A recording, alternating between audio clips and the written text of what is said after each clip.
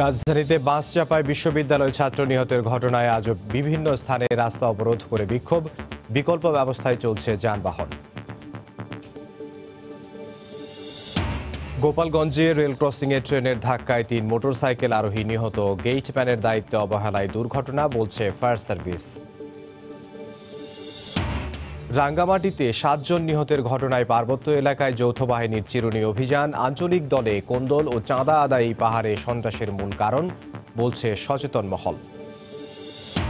১ মাসের ব্যবধানে কাল পদ্মা সেতুর জাজিরা প্রান্তে বসছে নবম স্প্যান। দৃশ্যমান হবে ১৩০০ মিটার সেতু।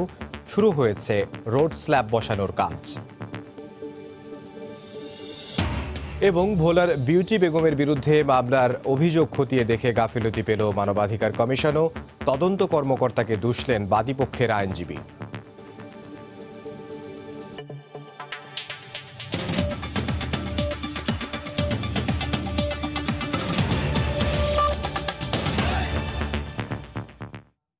সময় সংবাদের সঙ্গে আছে আমি ইমদাদুল হক।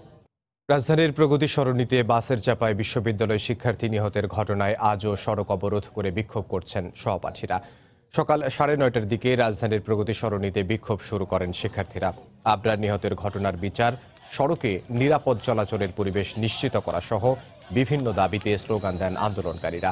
সড়ক অবরোধ করে শিক্ষার্থীদের বিক্ষোভের কারণে মূল সড়কে যান চলাচল বন্ধ থাকলেও পুলিশের সহায়তায় বিকল্প রাস্তায় চলছে যানবাহন। এদিকে বাস চাপায় আবরার নিহত হওয়ার ঘটনায় রাজধানীর গুলশান থানায় মামলা দায়ের করেছেন তার বাবা ফারুক আহমেদ চৌধুরী।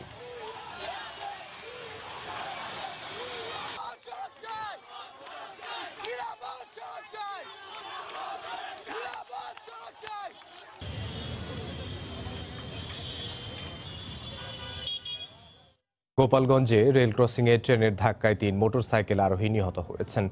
গতরাতে শহরতলির ভেন্নাবাড়ি রেল ক্রসিং এলাকায় দুর্ঘটনা ঘটে। পুলিশ জানায়, রাজশাহী থেকে টুঙ্গিপাড়া এক্সপ্রেস ট্রেনটি গোপালগঞ্জের উদ্দেশ্যে যাচ্ছিল। গোপালগঞ্জের শহরতলির ভেন্নাবাড়ি রেল ক্রসিংয়ে পৌঁছালে ট্রেনটি ক্রসিংয়ের উপর থাকা একটি মোটরসাইকেলকে ধাক্কা দেয়। এতে ঘটনাস্থলেই ৩ মোটরসাইকেল আরোহী নিহত হন। খবর পেয়ে ফায়ার সার্ভিসের সহায়তায় পুলিশ ৩ জনের মরদেহ উদ্ধার করে সদর হাসপাতালের মর্গে পাঠায়। গেটম্যানের দায়িত্বে অবহেলায় দুর্ঘটনা হয়েছে বলে জানায় ফায়ার সার্ভিস।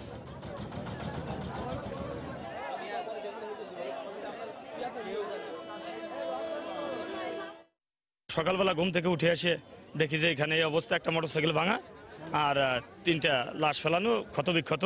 এই ক্রসিং রোডের যে বার, এটা এখানে নামানো ছিল না। 11টার সময় একটা ক্রসিং হয়, সেই ক্রসিংয়ের সময় হয়তো আমাদের ডিউটিম্যান ছিল না। ঘটনাস্থলে দেখি 3টে লাশ, 3 জন ট্রেনের নিচে পড়ে কাটা পড়ছে এবং নিহত অবস্থায় আছে। এখানে রাঙ্গামাটির দুর্গম পাহাড়ি এলাকায় সন্ত্রাসীদের গুলিতে ৭ জন নিহতের ঘটনায় জড়িতদের গ্রেফতারে যৌথ বাহিনীর অভিযান চলছে। তবে এখনও কাউকে গ্রেফতার করা যায়নি।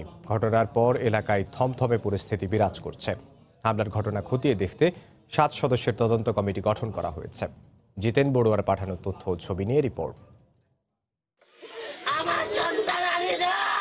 ছেলেকে ফিরিয়ে দেওয়ার আকুতি জানিয়ে বুকফাটা আর্তনাদ করেন ভিডিপি সদস্য আলামিনের মা। শোকের মাতম চলছে সহকারী প্রিজাইডিং অফিসার আমির হোসেনের পরিবারেও। উচিত বিচার তোরা করাইয়ে দিবি। এই যে বাবুটা তোরা দেখ, 3 মাস ফুটছে না হন আমার নাতিনের। কি করবো সরকার, কি করবো সরকার, এই সরকারের তোরা কি করে দিবি করবি। দুর্গম বাঘাইছড়ি উপজেলা জুড়ে এখন থমথমে পরিস্থিতি বিরাজ করছে।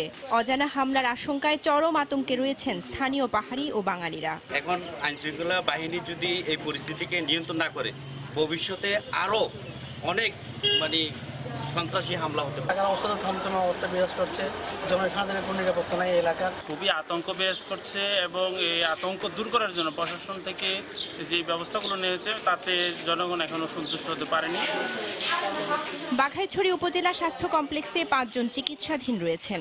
তবে তারা শঙ্কামুক্ত বলে জানিয়েছেন চিকিৎসক। হতাহতদের পরিবারকে আর্থিক সহায়তা দেওয়ার আশ্বাস দিয়েছেন জেলা প্রশাসক। পাহাড়ের উপরে থেকে ওরা ব্রাশ করছে, ব্রাশ করার পরে তো সব অন্ধকার হয়ে গেছে, কোনো প্রশাসন নাই। আমার এই সাইডে গুলি গেছে। শরীরও লাগবে ইয়ার পরে আল্লাহ ছিল অনেক শুরু হয়েছে পরে ছেলে মেয়েদের আর্থিক পড়াশোনা যা যা করা দরকার আমরা প্রশাসনের পক্ষ থেকে সকল কিছুই করব। সন্ত্রাসী হামলায় প্রিজাইডিং কর্মকর্তা সহ 7 জন নিহতের ঘটনার পর দুর্গম পাহাড়ি এলাকায় চিরুনি অভিযান শুরু করেছে সেনাবাহিনী।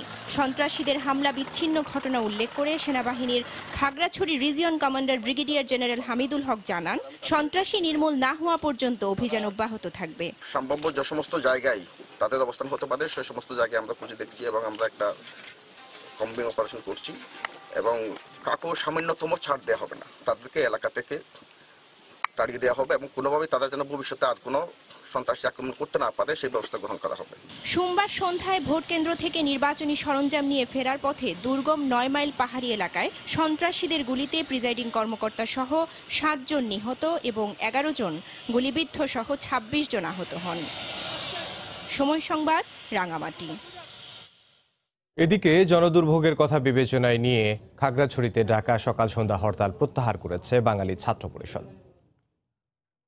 আঞ্চলিক দলগুলোর মধ্যে নেতৃত্বের কোন্দলের পাশাপাশি চাঁদার টাকা ভাগ বাটোয়ারা নিয়ে সৃষ্ট বিরোধের জেরে শান্তি ফিরছে না রাঙামাটি পার্বত্য জেলায়।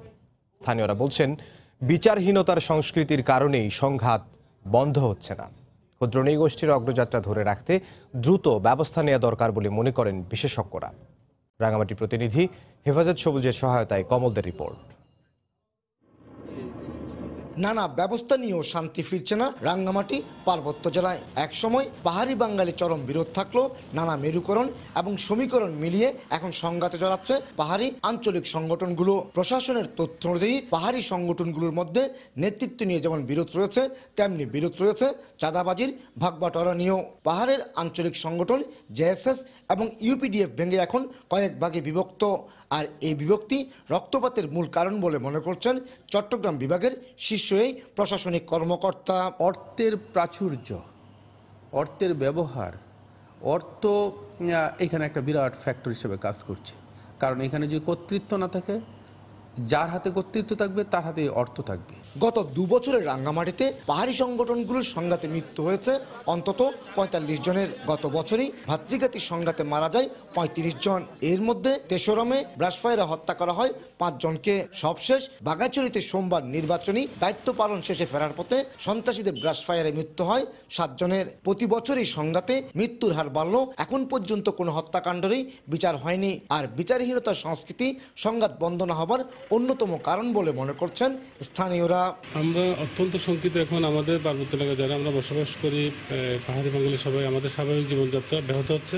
অশান্তি তখনই শান্ত অবস্থায় পরিণত হতে পারে যদি উদার মন নিয়ে বাস্তবতাকে স্বীকার করে যদি আলাপ আলোচনার মাধ্যমে কোনো কিছু নির্ধারিত হয়। অভিযুক্ত করা হচ্ছে, কিন্তু আসল আসামি বা এরকম ধরনের যে কোন একটা হত্যাকাণ্ডের এখনো পর্যন্ত আমরা পাইনি যে এটা বিচার হয়েছে। আমাদের দাবি হচ্ছে অনতি বিলম্বে অবৈধ অস্ত্রধারীদের অস্ত্র উদ্ধারের জন্য কার্যকর ব্যবস্থা নেওয়া। বিশেষজ্ঞদের মতে পার্বত্য জেলাগুলোতে ভাতৃঘাতী সংঘাত বন্ধে দ্রুত ব্যবস্থা নেওয়া না হলে ক্ষুদ্র নৃগোষ্ঠীগুলোর অগ্রযাত্রা মারাত্মকভাবে ব্যাহত হবে। পার্বত্য চট্টগ্রামের যে অগ্রগতি, নৃগোষ্ঠীগুলোর যে ধারণাগত যে পরিবর্তন শান্তি চুক্তির ফলে এসছে, তাদের জীবনযাত্রার মানের যে উন্নয়ন, শান্তি চুক্তির উপরে যে আবহটা তৈরি হয়েছে, সমস্ত কিছুই কিন্তু বাধাগ্রস্ত হবে। স্থানীয়দের মতে রাঙ্গামাটি শহরে জেএসএস এর শক্ত অবস্থান থাকলেও প্রত্যন্ত অঞ্চলগুলিতে সংস্কারপন্থীদের ব্যাপক প্রভাব রয়েছে। একইভাবে উপজেলা সদরগুলো ইউপিডিএফ এর মূল দলের নিয়ন্ত্রণে থাকলেও গোপনে তৎপরতা চালিয়ে যাচ্ছে ইউপিডিএফ গণতান্ত্রিক। কমল দে, সময় সংবাদ, চট্টগ্রাম। সময় সংবাদে আরও থাকছে, ক্রাইস্টচার্চে নিহতদের মধ্যে এখন পর্যন্ত 21 জনের মরদেহ হস্তান্তর। এখনও দেয়া হয়নি কোনো বাংলাদেশের লাশ। নিহতদের 2 জনের জানাজা সম্পূর্ণ।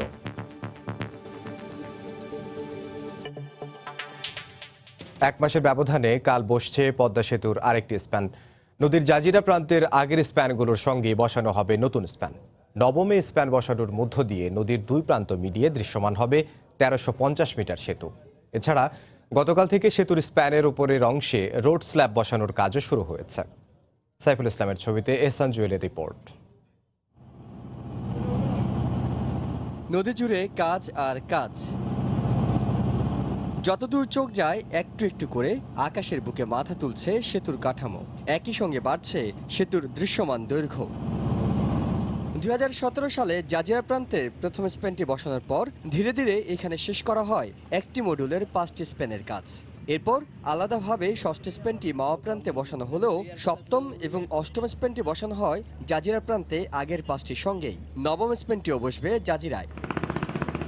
চীন থেকে আনা ছোট ছোট টুকরোগুলো মাওয়ার বিশেষায়িত ইয়ার্ডে জোড়া দিয়ে আগেই প্রস্তুত করা হয় স্প্যানটি। ধূসর রং করা শেষে গত 1 মাস ধরে এটি অপেক্ষা ছিল ইয়ার্ডের বাইরে। নির্ধারিত 34 ও 35 নম্বর পিলারের উপর বসানোর জন্য এর মধ্যে এটিকে তোলা হয়েছে ভাসমান ক্রেনে।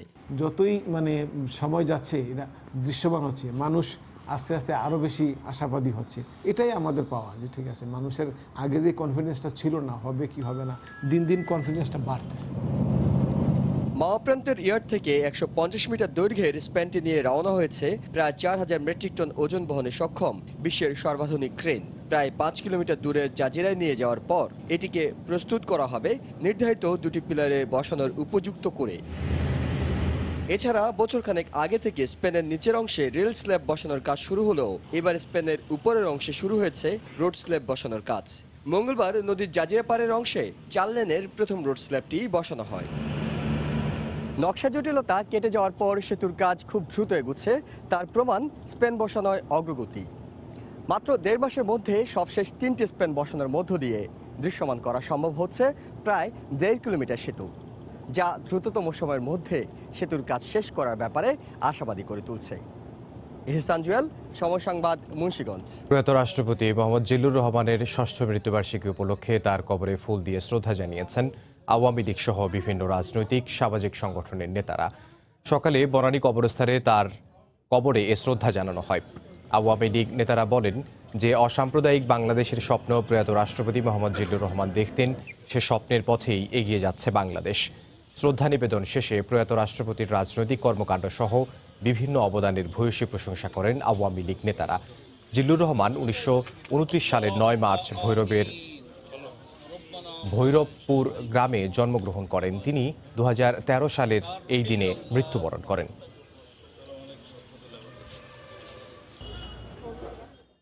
বঙ্গবন্ধু এবং তার পরিবারের প্রতি সম্পূর্ণ আত্মসমর্পণ, একদম তাদের জন্য এদের ছাড়া কোনো কিছুই কখনো চিন্তা করতেন না।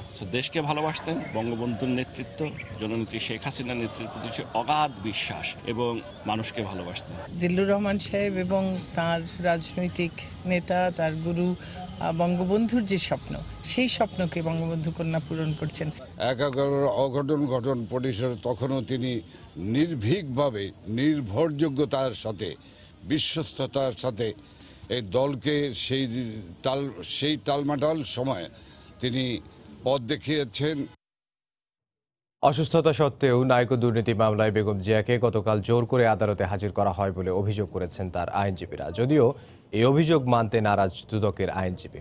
এদিকে বঙ্গবন্ধু মেডিকেল বিশ্ববিদ্যালয়ের চিকিৎসক দিয়েই দ্রুত বেগম জিয়ার চিকিৎসার ব্যবস্থা করার দাবি জানিয়েছেন বিএনপি মহাসচিব মির্জা ফখরুল ইসলাম আলমগীর। নাইকো দুর্নীতি মামলায় মঙ্গলবার বেলা 12টা 40 মিনিটে হুইল চেয়ারে করে কারাগার থেকে বেগম জিয়াকে আদালতে হাজির করা হয়। এরপর শুরু হয় আদালতের কার্যক্রম। শুনানির পুরো সময় বেগম জিয়ার পাশেই ছিলেন বিএনপির মহাসচিব মির্জা ফখরুল ইসলাম আলমগীর। প্রায় 1.5 ঘন্টার শুনানি শেষে মামলার কার্যক্রম 1 এপ্রিল পর্যন্ত মুলতবি করা হয়। খারিজ করে দেন নথি চেয়ে বেগম জিয়ার আইনজীবীর আবেদনও। বেগম জিয়ার আইনজীবীর অভিযোগ, অনীহা সত্ত্বেও বেগম জিয়াকে মঙ্গলবার আদালতে হাজির করে কারা কর্তৃপক্ষ। ডাক্তার লিখে দিয়েছে বেগম খালেদা জিয়া শারীরিকভাবে অসুস্থ, কাস্টডিতে লিখে দিয়েছে, অতএব তাকে আদালতে উপস্থাপন করা ঠিক হবে না। ঠিক আজকে তার ইচ্ছার বিরুদ্ধে জোর করে আদালতে আজকে তাকে হাজির করা হয়েছে। যদিও এই অভিযোগ সঠিক নয় বলে জানান দুদক আইনজীবী। আদালতে এই ধরনের কোনো আবেদনও তারা করেন নাই। তারা আদালতে অসুস্থতার বিষয়ে কোনো বক্তব্য দেন নাই, ইভেন কি আদালতে কোনো দরখাস্তও দেন নেই। এদিকে আদালত থেকে বেরিয়ে মির্জা ফখরুল বলেন বেগম জিয়া খুবই অসুস্থ, দ্রুত বিএসএমএম এর চিকিৎসক দিয়ে বেগম জিয়ার চিকিৎসার দাবিও জানান তিনি। মেডিকেল বোর্ডের মধ্যে যারা কনসার্ন ডাক্তার, ডাক্তার কনসার্ন ডাক্তারকে পাঠাতে পারে, পিজিডি ডাক্তার, তাকে দিয়ে তাকে দেখানো হোক। কানাডীয় কোম্পানি নাইকোর সঙ্গে অস্বচ্ছ চুক্তির ফলে রাষ্ট্রের 14,777 কোটি টাকা ক্ষতির অভিযোগে বেগম জিয়া সহ 11 জনের বিরুদ্ধে 2007 সালে মামলাটি করে দুদক। বর্তমান প্রধানমন্ত্রীর বিরুদ্ধে একই মামলা হয়েছিল, কিন্তু উচ্চ আদালত মামলাটি খারিজ করে দেন। আদালত আদেশে বলেন, নাইকোর সঙ্গে শেখ হাসিনার সরকার আলোচনা করলেও দেশ বিরোধী শর্ত থাকায় কোনো চুক্তি করেনি শেখ হাসিনার সরকার। আফজাল হোসেন, সময় সংবাদ, ঢাকা। আওয়ামী লীগ সাধারণ সম্পাদক ওবায়দুল কাদেরের বাইপাস সার্জারি শুরু হয়েছে। এ বিষয়ে সিঙ্গাপুরের স্থানীয় সময় বিকেল 5টায় মাউন্ট এলিজাবেথ হাসপাতালের পক্ষ থেকে আনুষ্ঠানিক ব্রিফিং করা হবে। সকালে গণমাধ্যমকে বিষয়টি নিশ্চিত করেছেন ওবায়দুল কাদেরের চিকিৎসা সমন্বয়ক, বঙ্গবন্ধু শেখ মুজিব মেডিকেল বিশ্ববিদ্যালয় হাসপাতালের চিকিৎসক ডাক্তার আবু নাসার রিজভী। তিনি জানান, অস্ত্রোপচার করছেন মাউন্ট এলিজাবেথ হাসপাতালের হৃদরোগ বিশেষজ্ঞ ডাক্তার ফিলিপ কোহ। সকাল 7:30টায় প্রি অপারেটিভ রুমে নিয়ে যাওয়া হয় এবং তারপরে ওরা হয়তো প্রি অপারেটিভ রুমে কিছু প্রসেস করার পরে ওনাকে হয়তো 10টা থেকে ওনার সার্জারি শুরু হয়েছে এবং ওনারা সার্জারি শেষ হলে আমাকে বলেছেন অ্যারাউন্ড 2:30-3টার দিকে একটা ইনফরমেশন দিবেন। আর বিকাল 5টায় টোটাল যে সিঙ্গাপুরে মেডিকেল বোর্ড ওনারা 5টার সময় আমার সাথে বসবেন এবং ওনার অপারেশনের প্রসিডিউর ডিটেলস আমাকে জানাবেন এবং 5টার পরে হয়তো আমি বাকিটা মেসেজ দিতে পারবো আপনাদেরকে। আলহামদুলিল্লাহ ওনার বাকি যে শারীরিক অবস্থা ইনশাল্লাহ সব দিক দিয়ে ওনার অপারেশন আগে ভালো ছিল। ওনার প্রেশার, ডায়াবেটিস, কিডনি ফাংশন সবকিছু নিয়ন্ত্রণে ছিল। উনিও এবং ওনার পরিবারের পক্ষ থেকে দেশবাসীর কাছে দোয়া চেয়েছেন আজকে সার্জারির জন্য। সময় সংবাদে আরো থাকছে। নারী সাফের ফাইনালে ওঠার মিশনে আজ মাঠে নামবে বাংলাদেশ। সেমিফাইনালে বর্তমান চ্যাম্পিয়ন ভারতকে হারানোর লক্ষ্য বাংলার মেয়েদের।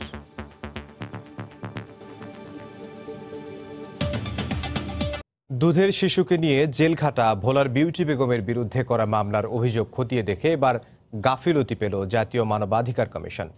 সরেজমিনে মামলার তদন্ত প্রতিবেদনে উল্লেখিত ঠিকানা ভুয়া বলে প্রমাণ পান কমিশনের নিযুক্ত জেলা ও দায়রা জজ। মিথ্যা মামলার দায় তদন্ত কর্মকর্তার উপর চাপালেন বাদীপক্ষের আইনজীবীও। এদিকে বিউটি বেগমের পরিবারকে আবারও মামলায় ফাঁসানোর হুমকি দিচ্ছে প্রতিবেশী আলী হোসেন। বিস্তারিত সাদিকুর রহমানের রিপোর্টে। মিথ্যা মামলায় কোলের শিশুকে নিয়ে কারাভোগ করা ভোলার বিউটি বেগম এখন ক্ষণ গুনছেন মিথ্যা মামলা থেকে পরিত্রাণের। তদন্ত কর্মকর্তার মিথ্যা তথ্যের ভিত্তিতে মামলার জালে জড়িয়ে পড়া নিরপরাধ বিউটি বেগমের বিষয়টি সময় সংবাদ খবর প্রচার করলে দৃষ্টিগোচর হয় জাতীয় মানবাধিকার কমিশনেরও। মামলার নথি ও তদন্ত প্রতিবেদনে উল্লেখ করা লালবাগ রোডের 166 নম্বর বাড়ির বাসিন্দা ও এর আশপাশের দোকানীদের সঙ্গে কথা বলে বাদী আলী হোসেনকে পাওয়া যায়নি। এছাড়া আসামিদের ঠিকানা হিসাবে ব্যবহার করা 202 নম্বর হোল্ডিংয়ে কোনো বাসা নেই নবাবগঞ্জে। 10 পর্যন্ত আছে, ওনারা আনছে 202 অথবা 220, মানে 202 কি? হ্যাঁ, এরকম নাই। আজকে জিজ্ঞেস করছে যে আগে কি তদন্তের জন্য আসছিল বা আলী হোসেন নামে কোনো লোককে ভাড়া ছিল না, আমার বলছি না, এই বাসা থাকে না। মামলার মেডিকেল রিপোর্টের সত্যতা খুঁজতে মানবাধিকার কমিশনের দল যায় ঢাকা মেডিকেলের পরিচালকের কার্যালয়ে। প্রাথমিকভাবে মামলাটি মিথ্যা বলেই মনে করছে কমিশন। ইনকোয়ারি অফিসার এটা নিউ বলেছেন এবং এখানে কিছুটা নেগলিজেন্সির আমরা প্রাথমিকভাবে দেখতে পাচ্ছি। সবগুলো এভিডেন্স আমরা নিয়েছি, প্রাথমিকভাবে মনে হচ্ছে। এদিকে ঢাকায় দায়ের করা এই মামলায় জামিন পাওয়া বিউটি বেগমের পরিবারকে আবারও মামলায় ফাঁসানোর হুমকি দিচ্ছে আলী হোসেন। আমরা জামিন হয়ে বাড়িতে আসছি, আসার পরে বলতে যে তোরা জামিন হয়ে আসছো, তোদের টাকার মামলা দিচ্ছি, সেটা করতে পারি না, এখন নোয়াখালীতে গিয়ে আবার মামলা দেবো। এদিকে মিথ্যা মামলার জন্য বাদীপক্ষের আইনজীবী তদন্ত কর্মকর্তাকেই দায়ী করেন। কোর্ট আবার যেহেতু থানায় তদন্তের জন্য দিল, তদন্ত কর্মকর্তাও তো দেখতে পারতো যে ঠিকানাটা ঠিক নাই বা কি অবস্থায় আছে, উনিও তো এটার গুরুত্ব দিল না। মিথ্যা মামলা থেকে আদালত বিউটি বেগম ও তার স্বামীসহ মোট 3 জনকে জামিন দিলেও এখানেই হয়রানির শেষ নয়। সুদূর ভোলা থেকে বিউটি বেগম ও তার পরিবারকে আবারও ঢাকার আদালতে আসতে হবে মামলার নির্ধারিত তারিখে। এভাবে মিথ্যা মামলা দিয়ে কোনো মানুষকে যেন হয়রানি করা না হয় সেজন্য আইনজীবী ও পুলিশ কর্মকর্তাদের সতর্ক হওয়ার পরামর্শ মানবাধিকার কমিশনের। সাদিকুর রহমান, সময় সংবাদ, ঢাকা। চট্টগ্রামে একটি ইলেকট্রনিক্স পণ্যের গুদামে ভয়াবহ আগুনে পড়ে গেছে সব মালামাল। সকালে নগরের সিটি গেটে এলাকায় দুর্ঘটনা ঘটে। ফায়ার সার্ভিস জানায় ভোর 5:30টার দিকে হঠাৎ করে সিঙ্গার ইলেকট্রনিক্সের গুদামটিতে আগুন লাগে। ইলেকট্রনিক্স পণ্য থাকায় আগুন দ্রুত চারিদিকে ছড়িয়ে পড়ে। খবর পেয়ে ফায়ার সার্ভিসের 4টি ইউনিট ঘটনাস্থলে পৌঁছে 1.5 ঘন্টায় চেষ্টায় আগুন নিয়ন্ত্রণে আনে। তার আগেই পুড়ে যায় গুদামের সব মালামাল। তবে কিভাবে আগুনের সূত্রপাত সে বিষয়ে কিছুই জানাতে পারেনি ফায়ার সার্ভিস।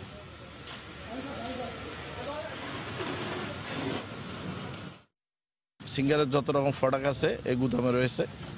পরবর্তীতে আমরা আমাদের স্পেশাল ইকুইপমেন্টগুলো ব্যবহার করেছি, যার পরিপ্রেক্ষিতে আমরা 1 ঘন্টা 10 মিনিটের সময় 7টা বেশি আগুন নিয়ন্ত্রণে আনতে সক্ষম হয়েছি। রাজধানীর চারপাশের নদী দখলমুক্ত করতে আজ গাবতলী এলাকায় তুরাগ নদীর অংশ অভিযান চালাচ্ছে বিআইডব্লিউটিএ। সেখানকার সবশেষ পরিস্থিতি জানতে আমরা চলে যাব রিপোর্টার মাহমুদ রাকিবের কাছে। সরাসরি চলে যাব তার কাছে। রাকিব, নদী দখলমুক্ত করার যে অভিযান সেটি মূলত আজ 20তম দিন মোট, আর দ্বিতীয় পর্যায়ের 8ম দিন। তো সকাল থেকে আমরা দেখেছি গাবতলী বেড়িবাঁধের ঠিক পরের অংশ যে মিলপুর বড় বাজার বলা হয় সেখানে উচ্ছেদ অভিযান করছে বিআইডব্লিউটিএ।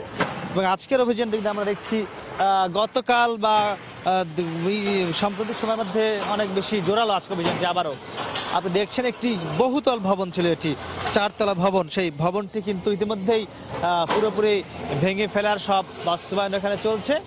আমরা দেখছি যে উপরের যে দোতলা সেগুলো কিন্তু ইতিমধ্যে অপসারণ করা হয়েছে। এখন 4তলার পরে দোতলা ভাঙার পরে আর দোতলা থাকে সেগুলো ভাঙা হচ্ছে। তা আপনি দেখছেন এই ভবনটি কিন্তু একদম নদীর জায়গার মধ্যে করা হয়েছে।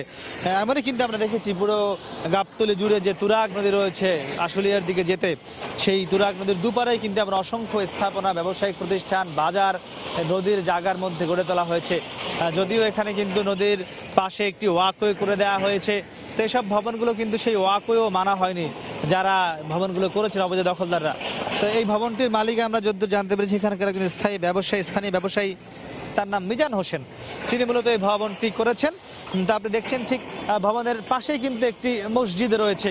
তো যদিও এখন বর্তমানে কিন্তু সরকারের যে সিদ্ধান্ত সেটি হলো আপাতত তারা যেসব ধর্মীয় প্রতিষ্ঠান রয়েছে বা শিক্ষা প্রতিষ্ঠান রয়েছে সেগুলো স্থানান্তর করে পরে উচ্ছেদ করবেন। সে কারণে আপাতত এসব প্রতিষ্ঠান কিন্তু উচ্ছেদ হচ্ছে না। তবে আমরা আপনাকে দেখাতে চাই তুরাগের ঠিক অপর পাশে, সেখানে দেখছেন উচ্ছেদ নিয়ে কিন্তু কিছুটা জটিলতা সৃষ্টি হয়েছে। আমরা জানতে পেরেছি ওখানে কিছুটা জটিলতা চলছে। আমরা সেখানে আপনাকে একটু বরাবর যাব। সেখানে আমরা জেনেছি সেখানে একজন ওখানকার জনপ্রতিনিধি সম্ভবত তিনি এই অভিযানটিতে সেখানে বাধাগ্রস্ত করার চেষ্টা করছেন।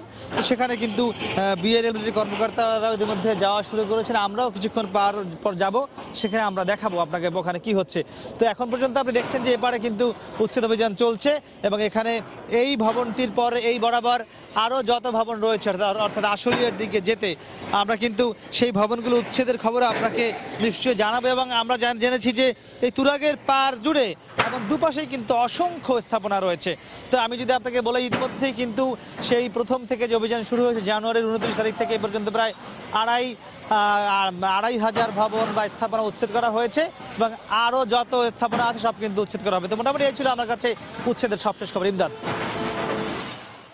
গাবতলী থেকে আমাদের সাথে যোগ দিয়েছিলেন রিপোর্টার মাহমুদ রাকিব। তিনি জানাচ্ছিলেন বিআইডব্লিউটিএ এর উচ্ছেদের সবশেষ খবর। এদিকে রাজশাহীর কোর্ট স্টেশন এলাকায় রেলওয়ের জমি উদ্ধারে দ্বিতীয় দিনের মতো অবৈধ স্থাপনা উচ্ছেদে অভিযান চালাচ্ছে ভ্রাম্যমাণ আদালত। এই মুহূর্তে সেখানে আছেন রিপোর্টার রাকিবুল হাসান। সরাসরি চলে যাচ্ছি তার কাছে। রাকিব, রেলওয়ে কর্তৃপক্ষ তাদের যে দখলকৃত জমি সেই জমি উদ্ধারের জন্য কিন্তু উচ্ছেদ অভিযান চলছে। দ্বিতীয় দিনের মতো উচ্ছেদ অভিযান চলছে এবং আমরা দেখছি রাজশাহী নগরীর চারখুঁটা এলাকা থেকে তাদের যে গতকালকে যে তাদের উচ্ছেদ অভিযান শুরু হয়েছিল সেটি কিন্তু কোর্ট স্টেশন এলাকার দিকে এগোচ্ছে এবং আপনারা দেখছেন যে আমার পেছনে ঠিক একটি দ্বিতল ভবন ছিল এবং সেটিকেও কিন্তু অনেকটা গুড়িয়ে ফেলা হয়েছে এবং এটাকে ভেঙে কিন্তু ধীরে ধীরে কিন্তু রাজশাহী কোর্ট স্টেশনের দিকে এগিয়ে যাচ্ছে উচ্ছেদ অভিযান। এবং এখানে যিনি পশ্চিমাঞ্চল রেলওয়ের স্টেট অফিসার আছে তার সাথে আমরা কিছুক্ষণ আগে কথা বলেছি। তিনি বলছেন যে আসলে সরকার থেকে গৃহীত বিভিন্ন উন্নয়ন প্রকল্প এবং রাজশাহী স্টেশন থেকে রহনপুর পর্যন্ত যে ডাবল লাইন স্থাপনের যে পরিকল্পনা সেটি বাস্তবায়ন করার জন্য কিন্তু এখানে উচ্ছেদ অভিযান করা হচ্ছে এবং এর পাশাপাশি কিন্তু বিভিন্ন উন্নয়ন পরিকল্পনা এখানে বাস্তবায়ন করা হবে। আমরা এরই প্রেক্ষিতে দেখছি যে এখানে যতগুলো দোকানপাট ছিল বা বসতবাড়ি ছিল সেগুলোকে কিন্তু উচ্ছেদ করা হয়েছে। তো কিছু কিছু অভিযোগ আমরা পেয়েছি যে যাদেরকে উচ্ছেদ করা হচ্ছে তারা যেটি বলছেন যে আগে থেকে যদি একটু জানানো হতো তাহলে তারা সহজে মালামাল সরিয়ে নিতে পারতো। তবে আজকে যেহেতু আজকে দ্বিতীয় দিন, অনেকেই কিন্তু এই তাদের দোকানপাট থেকে এবং বসতবাড়ি থেকে মালামাল সরিয়ে নেওয়ার চেষ্টা করেছেন এবং অনেকেই সেটি পেরেছেন, কিন্তু এখনও অনেকেই আমরা দেখছি কিন্তু সেই মালামালগুলো সরিয়ে নিচ্ছেন। পশ্চিমাঞ্চল রেলওয়ে যেটি বলছে যে রাজশাহী নগরীর চারখুঁটা থেকে শুরু করে রাজশাহী বিশ্ববিদ্যালয় পর্যন্ত লাইনের দুপাশে রেলওয়ে কর্তৃপক্ষের যে জমিগুলো রয়েছে তাদের এবং সেখানে যে সমস্ত অবৈধ স্থাপনা সেগুলো কিন্তু উচ্ছেদ করা হবে। এখন পর্যন্ত প্রায় 700টির মতো কিন্তু অবৈধ স্থাপনা উচ্ছেদ করা হয়েছে এবং এইটি অব্যাহত রাখবে তারা। এবং যারা এখানে উচ্ছেদ হচ্ছেন তারা যেটি বলছেন যে আসলে যদি যারা একেবারেই ছিন্নমূল, যারা কিনা ভূমিহীন, তাদেরকে যদি সরকার কোনো ব্যবস্থা করে দিতেন, তাদের পুনর্বাসন করে দিতেন, তাহলে তাদের জন্য অনেক বেশি ভালো হতো বলে তারা দাবি করছেন, মনে করছেন। এবং এর পাশাপাশি যে জিনিসটি আসলে বলার চেষ্টা করছেন তারা, সেটি যে আসলে হঠাৎ করে যে এই যে উচ্ছেদ, এর কারণে কিন্তু অনেক ব্যবসায়ী তারা বলছেন যে তারা ক্ষতিগ্রস্ত হয়েছেন। এবং যারা রেল লাইনের পাশে ছিলেন, রেল লাইনের পাশে যারা ছিল তারা যেটি বলছেন যে আসলে এই ধরনের উচ্ছেদ এর আগেও হয়েছে এবং পরবর্তীতে আসলে কোনো কাজ হয় নাই, মূলত তাদেরই ভোগান্তি বেড়েছে। তো এই বিষয়টি না হয়ে যদি সত্যিকার অর্থে এখানে উন্নয়ন প্রকল্প বাস্তবায়ন হয়, তাহলে এলাকার লোকজন বলছে যে সেটি আসলে তাদের জন্য অনেক বেশি উপকারের হবে। তো ইমদাদ, এই ছিল রাজশাহী থেকে রেলওয়ের উচ্ছেদ অভিযানের আমার কাছে সর্বশেষ তথ্য। ক্রাইস্টচার্চ প্রসঙ্গ। নিউজিল্যান্ডের ক্রাইস্টচার্চে সন্ত্রাসী হামলায় নিহতদের মধ্যে 2 জনের জানাজা সম্পন্ন হয়েছে। বুধবার দুপুরে ক্রাইস্টচার্চের মেমোরিয়াল পার্কে স্থানীয় প্রবাসী বাংলাদেশিদের উপস্থিতিতে তাদের জানাজা হয়। এদিকে নিহতদের মধ্যে 21টি মরদেহ হস্তান্তর করা হলেও এখনও কোনো বাংলাদেশির লাশ পরিবারের কাছে হস্তান্তর করা হয়নি। ক্রাইস্টচার্চ থেকে সবশেষ খবর জানিয়েছেন নিউজিল্যান্ড প্রবাসী বাংলাদেশি শহীদুল ইসলাম জন। এই মুহূর্তে আমি দাঁড়িয়ে আছি ক্রাইস্টচার্চ মেমোরিয়াল পার্কের সামনে, যেখানে কিছুক্ষণ আগে 2টি মরদেহের দাফন সম্পন্ন হলো। জানাজার সময় সমগ্র মুসলিম কমিউনিটি এবং নিউজিল্যান্ডের অন্য যারা রয়েছেন তারাও এসেছিলেন তাদের সমবেদনা প্রকাশ করতে। একটা অন্য রকমের আবেগঘন পরিবেশ এখানে তৈরি হয়েছিল। আপাতত আমাদের কাছে বাংলাদেশি কোনো লাশ হস্তান্তরের বিষয়টি এখনো এসে পৌঁছায়নি, তবে আমরা আশা করছি হয়তোবা কিছুক্ষণের মধ্যে 2-1 জনের লাশ আমরা পেয়ে যাব। এরকম একটা খবর আমরা পেয়েছি। যখনই আমি জানতে পারবো যে বাংলাদেশি কারো লাশ আমরা পেয়েছি, সেখান থেকে আমি যোগাযোগ করে সব সময় সর্ব ধরনের আপডেট দেওয়ার চেষ্টা করব। নারী সাব চ্যাম্পিয়নশিপের খবর। ফাইনালে ওঠার লক্ষ্যে মাঠে নামছে বাংলাদেশ। আগের সবকিছু ভুলে এই ম্যাচে নতুনভাবে শুরু করতে চায় ছোটন শিষ্যরা। অন্যদিকে বাংলাদেশকে সমীহ করলেও ভারতও ফাইনালে খেলতে চায়। দলের ম্যাচটি শুরু হবে বাংলাদেশ সময় আজ বিকেল 3:15টায়। নেপাল থেকে Noman Abdullah report. Do or die, বাঁচো নয়তো মরো, এমন ম্যাচে প্রতিপক্ষকে সেটি ভাবার সুযোগ নেই, ভাবতে চায় না বাংলাদেশের মেয়েরাও। আর তাই সেমিফাইনালের আগে ভিন্ন চেহারায় দল অনুশীলনেই ফিরিয়ে আনলো ম্যাচের আমেজ। স্ট্রেচিং ওয়ার্ম আপ শেষে রক্ষণ দুর্গের পরীক্ষা যেমন হলো, তেমনি ফ্রি কিক, পেনাল্টি শুটআউটের অনুশীলনও হলো। অপরাজেয় ভারতের বিপক্ষে বাঁচা মরার ম্যাচে টোটাল ফুটবল খেলতে চায় বাংলাদেশ। আমরা চেষ্টা করবো আমাদের সর্বোচ্চ দেওয়ার, কারণ ভারত তো অবশ্যই শক্তিশালী টিম আর তারা হচ্ছে প্রতিবারের চ্যাম্পিয়ন টিম। তো আমরা চেষ্টা করবো যে ওদের সাথে একটা চ্যালেঞ্জিং মূলক ম্যাচ খেলার। প্রেশার ফিল তেমন না, তো আমরা মাঠে নামবো সর্বোচ্চটা দিয়ে খেলার জন্য এবং যার যেটা আছে বেস্টটা দিয়ে খেলবো। 2টা ম্যাচ খেলছে, এখানে অনেক অভিজ্ঞতা অর্জন করছে, বিশেষ করে লাস্ট ম্যাচ সব প্রতিকূলতার মধ্যে খেলেই তারা অনেক কিছু শিখছে এবং ছোটখাটো যে ভুল করছে ওইখান থেকে তারা শিক্ষা নিয়েই একটা ভালো কিছু করবে। আগে সব আসরে চ্যাম্পিয়ন ভারত, এবারও ট্রফিটাই লক্ষ্য। তবে বাংলাদেশ কঠিন প্রতিপক্ষ মানছেন ভারতীয় কোচও। Definitely we believe Bangladesh is one of the good side because we have seen them playing here and before also. So we will come prepared for that and yes, not underestimating any team. বয়স পর্যায়ে হারানোর অভিজ্ঞতা থাকলেও জাতীয় দলের হয়ে ভারতকে কখনোই হারাতে পারেনি বাংলাদেশ। সাফে ভারত কখনোই হারেনি। এই তথ্যটি যেমন আতঙ্কের, একই সঙ্গে স্বস্তিরও একটি তথ্য আছে। এই আসরে ভারতের একমাত্র ড্রটি বাংলাদেশের সঙ্গে। গেল বছরের সেই ড্র আত্মবিশ্বাস যোগাচ্ছে, জয়ের অনুপ্রেরণা যোগাচ্ছে। সেই অনুপ্রেরণাকে সঙ্গী করে স্বপ্নের ফাইনালে পৌঁছতে চায় বাংলাদেশের মেয়েরা। নোমান আব্দুল্লাহ, সময় সংবাদ, বিরাটনগর, নেপাল। এ পর্যায়ে শীর্ষ সংবাদ জানিয়ে দিচ্ছে আরেকবার। রাজধানীতে বাস চাপায় বিশ্ববিদ্যালয় ছাত্র নিহতের ঘটনায় আজও বিভিন্ন স্থানে রাস্তা অবরোধ করে বিক্ষোভ, বিকল্প ব্যবস্থায় চলছে যানবাহন। গোপালগঞ্জে রেল ক্রসিংয়ে ট্রেনের ধাক্কায় 3 মোটরসাইকেল আরোহী নিহত, গেটম্যানের দায়িত্বে অবহেলায় দুর্ঘটনা বলছে ফায়ার সার্ভিস। রাঙ্গামাটিতে 7 জন নিহতের ঘটনায় পার্বত্য এলাকায় যৌথ বাহিনীর চিরুনি অভিযান, আঞ্চলিক দলে কোন্দল ও চাঁদা আদায়ী পাহাড়ে সন্ত্রাসের মূল কারণ বলছে সচেতন মহল। 1 মাসের ব্যবধানে কাল পদ্মা সেতুর জাজিরা প্রান্তে বসছে নবম স্প্যান, দৃশ্যমান হবে 1300 মিটার সেতু, শুরু হয়েছে রোড স্ল্যাব বসানোর কাজ। এবং ভোলার বিউটি বেগমের বিরুদ্ধে মামলার অভিযোগ খতিয়ে দেখে গাফিলতি পেল মানবাধিকার কমিশনও, তদন্ত কর্মকর্তাকে দুষলেন বাদীপক্ষের আইনজীবীও। এই ছিল এখনকার মতো। যে কোনো খবর পেতে ভিজিট করুন সময়নিউজ.tv। আপনার মোবাইলে সময় সংবাদ দেখতে ও সব খবর পেতে ডাউনলোড করুন সময় অ্যাপ। এছাড়া এই মাত্র পাওয়া খবর মোবাইলে পেতে SMS করুন *BN লিখে পাঠিয়ে দিন 1624 নম্বরে। সঙ্গে থাকুন সময়ের।